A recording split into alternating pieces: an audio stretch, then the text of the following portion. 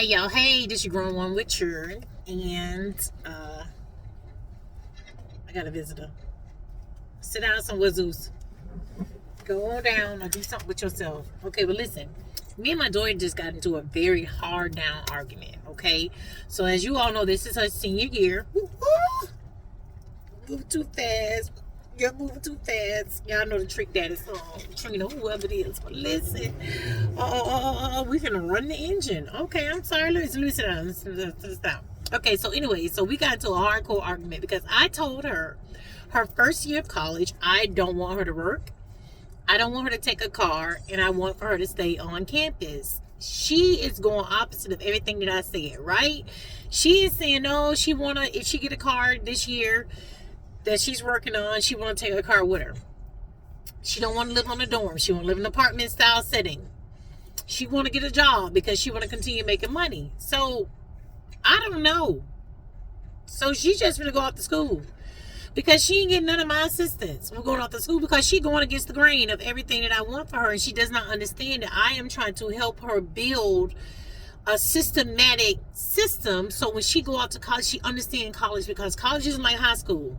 Like I wake you up in the morning time to get up, to get to school. You have after school programs. I take you to them. I help you with your schedule. I actually structure your schedule and keep you on point with your schedule. I lose my mind sometimes trying to keep up with 6 people in my house. I have everybody's schedule, even down to my grandbaby's schedule. And then I have a triple schedule when I'm dealing with my son that has on the spectrum of autism, because his schedule is precise. I can't deviate from his schedule. I have to keep his schedule. If I don't keep nobody else's schedule in the house, I have to have continuity and consistency with his schedule, because if I don't, it would throw off his whole entire day, his night, his evening, and it takes a lot to get me to redirect him back and to get him back solid. So it's like I have a lot. And then for her to go off to college, I would like for you to kind of work with me. So listen, so we got acceptance letters. Woo woo.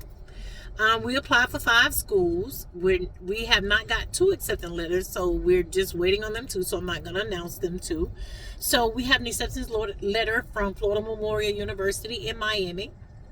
That was like the 5th choice of yours. Was Florida Memorial like your 5th choice? Yeah. Okay, she's sitting over here mad because I'm telling her business. But anywho, it's my business. Indian River State College is a local college where they have a promise program where she can go to school for 2 years. That was my number one choice. Stay home for 2 years. Do what you got to do. If you want to work, you're home.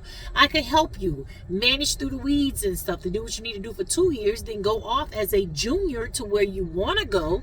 Walk. It's an easy cakewalk because you're going in as a junior. You'll be going in your major of study, and you'll already have sufficient study guides. You will have a sufficient study pattern to know how college is. It's no more high school. These people aren't holding your hands. I've never seen how many children pay to fail in these colleges. But anyways, let's move on. So we have an acceptance letter from Johnson University in Kissimmee, Florida, still kind of close to home. And, she will be able to, I would still be able to get to her within a reasonable amount of time. So the other 2 colleges, we have not got an acceptance letter for, so we're not going to announce those 2. But one of those 2 is where she truly want to go. Okay? Which I'm okay with that. But up under my rules.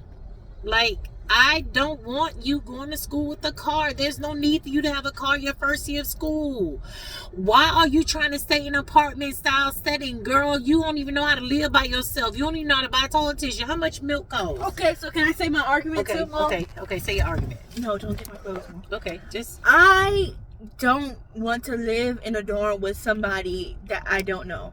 1, and 2, if I get an apartment style and I do get a roommate, I can lock my door. Simple, plain, Jane. So listen, I don't know. I guess the college experience, y'all gotta forgive me, but this so raggedy phone. This thing. That would just make me more comfortable, Mom. But I don't understand how these kids are just having all of these high demands. When I went to college, I didn't care if it was 500 people in one room. As long as I could lay my head down, wake up the next day and run to them people's classroom, do their work, run to people. Okay, stay focused because y'all was finna go to a little bit left. Woo, Jesus, college years. Woo. But anyways, I don't know what to do.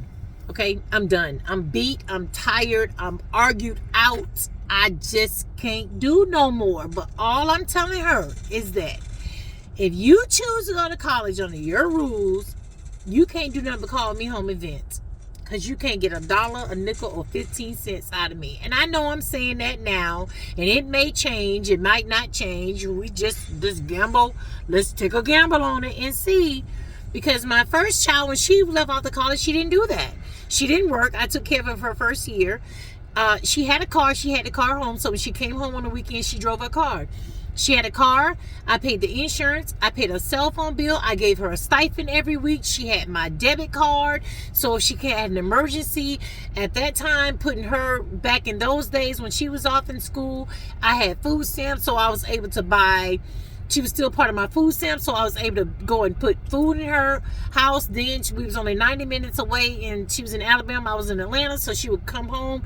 Even after I go to the grocery store and get her groceries, she would still find her way home to wash her clothes and steal more groceries from me. I never could figure that out, but it's how it happened. So her second year, her sophomore year, she took her car. She chose to get an apartment. It was her financial aid money that she maxed out to pay her bills every 6 months when she got her financial aid, when she got the loop change that was left over. She paid with her roommate. They paid their bills up for 6 months. They paid their rent. I took on the light bill. The mother took on the water bill, and they both provided their own food for them. So that was the agreement that we made their second year going back to school. But they did it right. She did it right the first year. So everything after that, I supported her because she gave me what I wanted for the first year. I didn't want her in school working. I just didn't. There was no need for her to work. I was taking care of her. I had a job. I was still myself in school getting my master's degree. So there was really no need for her to work, So, I don't know. That's our argument right now. I don't know if she's going to change. But that's Chandra. That's not me. Okay, I get the